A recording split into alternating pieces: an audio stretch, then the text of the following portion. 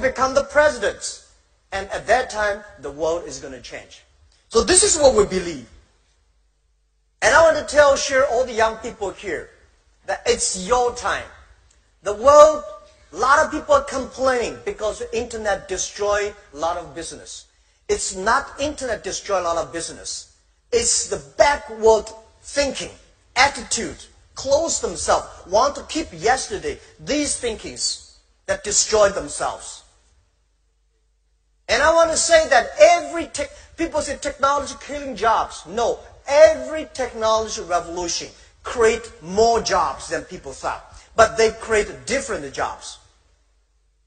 This is us. This is the opportunity. For China and Asia, I think there will be several new technology, several new trends that is going to change the world. Let's say new retail, new financing, and new technology, new manufacturing, and new energy. These 5 new things is going to happen, is going to change everybody, every industry, every business in the next 10 to 20 years. What is new retail? So today, e-commerce in China grow that fast. The traditional retail does not work very well. One of the reasons why Chinese e-commerce grows so fast, faster than the USA, because the USA traditional retail was so good. The infrastructure of business was so good, so internet cannot go inside. But in China, the traditional retail is not good. I think Malaysia, Indonesia are the same. Because that is no good. So internet become the key technology. We use the internet to improve the new retail that grows so fast. So I said e-commerce in America at that time was like a dessert. In China become the main course. What is the new retail? The new retail means online and offline plus logistic together. Working together, it's going to be a new retail. So in next 10, 15 years, there will be no online business, offline business. It's all going to be online, offline, working together. That is the future. And what is the new manufacturing? In the last centuries, right? The manufacturing means scalability. Large scales, standard. Because when you see Walmart, right, you have an assembly line, you have a standard and cheaper labor cost. I think this century is tailor-made. Everything should be tailor-made and smart-made. And a lot of things are going to change. When you put an operating system in a phone, making phone calls is only 20% of the use. 80% of the use of the mobile phone today has nothing to do with making phone calls. Imagine if we put an operating system in a car, if we put an operating system in a lights or in any refrigerator or washing machine, the world is going to change. And everything is going to produce money. So the new manufacturing is going to change a lot of industry. Today, if your industry is based on assembly line, standard, and large scale, low cost, low value, low price, you have no future. And the third, new financing. In the past 200 years, the financial institute is trying to focus on 20-80 ways. Everything they do, everything they design is for 20% of the big companies, multinational companies, rich companies. They do not care about the 80% of the companies or consumers, small business that don't have the financial support. So the new financing is using the data technology, using new technology to empower those 80% of the small business, consumers that never be able to reach. This is the internet is going to change. And I'm sure that a lot of big banks, traditional banks, will cry for that. Today, they are not made for those 80% of the markets, 80% of consumers. And this wave is going to be coming much faster than you think.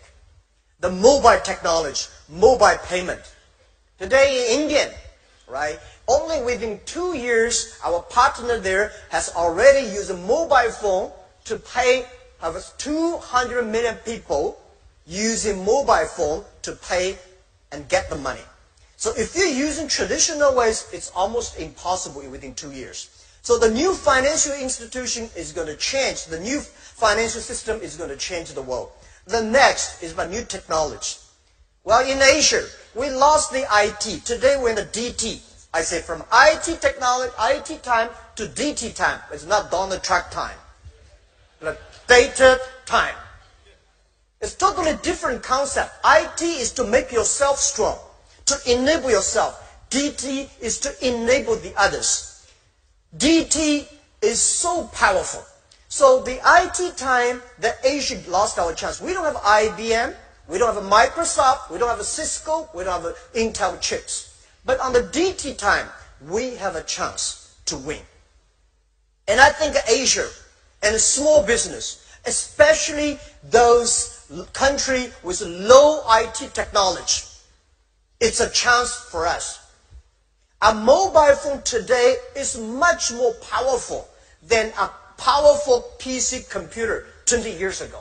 And look at Asia, look at Malaysia, Indonesia, Philippines. So many farmers are using mobile phones. If we can use the mobile technology, collect the data, things are going to be changed. So how we should put efforts, not following the IT way, but following the DT way. What is the mobile technology? What is the data technology? What is artificial intelligence or machine learning? These are the things I think Asian people can have the great opportunity to win. And then finally, I would say, but not least, this is the new energy. The first technology revolution, the energy is coal. The second technology revolution, the energy is oil. What is the energy of next century or this century? That is data. Without data, nothing can be done. And I want to tell all the young people here, do not complain that you don't have the chance, like opportunity like your father. Your father may not have the chance like these 5 news. If you start to learn, if you start to make up now, start to prepare now, you may succeed in 10 years. You will never be succeed tomorrow. But if you prepare, you have a chance. If you believe the future, if you believe this technology, if you believe this technology revolution is going to change the world, start to do now. 10, 15 years then. What you are today is not designed by yesterday. It's designed by 15 years ago, your effort. So your 15 years later, your life is decided by your today's decision and efforts. So this is what I believe. And I'm not like a bold. I think one thing that I always say, we cannot decide which family you were born. If you happen to born in a Bill Gates family, you're lucky. But you don't have chance. But we cannot decide where we born, but we can decide where we die, how we want to die. If you want to die in a prison, it's simple. If you die in a decent, a lot of friends, also you have to make a lot of friends. You have to change your character, value system, these things. And I know I'm not going to die in my office. I'm going to retire and die on the beaches. Life is not about a word. Life, you come to this world, it's a journey. All right? I believe we come to this world for holiday. All right. The other thing I want to change is that whether you like it or don't like it, this transformation is moving much faster than you thought. A lot of things are going to change. As I said, the white collar, today's white collar today is going to be, a lot of jobs are going to disappearing. So you say you are data analyst. So people say, I'm learning data, so I'm going to do data analysis because this is going to be a hot job. I tell you, there will be no data analyst next to 10 years. The machine is going to do much better job than you are. In the past 20 years, we make people like a machine. Next 20 years, we will make machine like people. Machine is going to be more powerful, smart than people. And I think I told my team 8 years ago, I said, in 30 years, the best CEO of that year, of the cover man of Time magazine, will be a machine. You like it, don't like it. Let's wait and see if we can live for 30 years. Because in the past centuries, people the business focus on manufacturing. And next 30 years, business should focus on creativity. So because of that, a lot of things should be changed. Let's change the education. Let's change the way we teach the kids. I think we should put not only the knowledge, machine can remember knowledge much faster. I said to a lot of people, say, when we compete who is smarter, we say, well, this guy recite, can remember every words, every poems, every sentences. He's very smart in remembering. I tell you, machine can remember better than you do. And those guys who can calculate faster, machine can calculate faster than you are. Machine never get angry, never get tired. They can always do a better job than you are. So if you in the future want to compete with the machine who is more knowledgeable, you have no chance to win. How we can compete with machine? I think we should teach our kids culture, value. These are the things that human can always win the machines. That is why we should teach the kids. There are two things I think the education focus on. Imagination and creativity. And teamwork. These are the things that we should teach our kids. We should teach our kids music. We should teach our kids sports. Sports make the kids understand what is teamwork. Music make people understand. Music and painting make kids understand what's imagination, creativity. So if we do not start to change the education, the thing we teach the education, we are going to be in big trouble. Our kids will always complain. It's not their fault, it's our fault if we don't start to do it. So I believe in the future, it's not about the competition of knowledge. It's about competition of wisdom, of experience. How can you survive in such a mobile, such a complicated, sophisticated world?